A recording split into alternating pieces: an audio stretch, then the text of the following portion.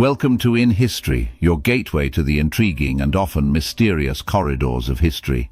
Today we delve deep into one of the strangest episodes of the medieval church, the Cadaver Synod, where a deceased pope was exhumed and put on trial. Hold on to your seats, this story takes us to the dark heart of medieval politics and ecclesiastical power struggles. The late 9th century was a turbulent period in Rome, characterized by fierce rivalries among aristocratic families and incessant papal turnovers. In this chaotic era, Pope Formosus, who ascended to St. Peter's throne in 891, was a figure of both veneration and controversy. Formosus was not just a religious leader but a political player in a time where the papacy was entwined with the secular ambitions of European royalty. His pontificate was marked by his tense relations with the powerful Spolitan family and their ambitions to dominate the Italian peninsula. But what led to such extreme animosity against Pope Formosus, even in death? The roots of this macabre trial stretch back into his contentious papacy, characterized by political intrigue and shifting allegiances that antagonized powerful factions within the church and beyond.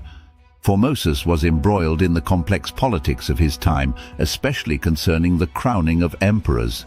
His most controversial act was inviting Frankish Prince Arnulf of Carinthia to invade Italy and liberate it from the control of the Spolitan family, whom Formosus perceived as a threat to his papal authority and to the independence of Rome.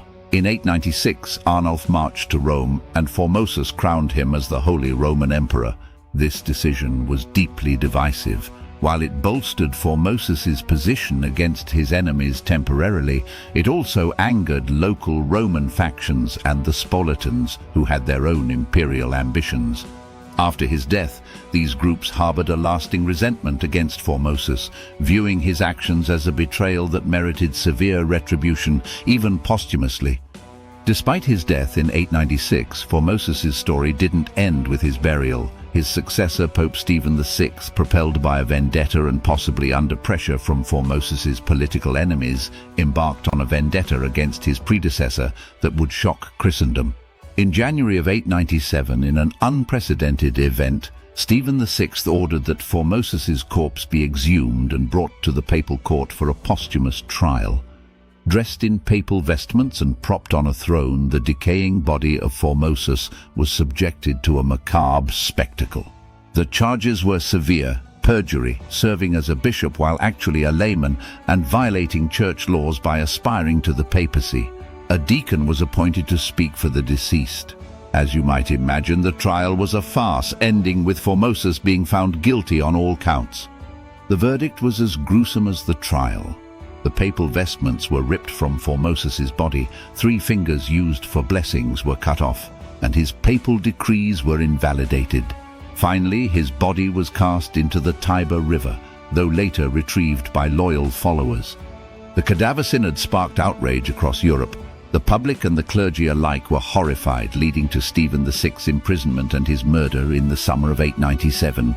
The Cadaver Synod remains one of the darkest moments in the history of the papacy, reflecting the extreme measures that individuals and institutions might resort to in order to wield power.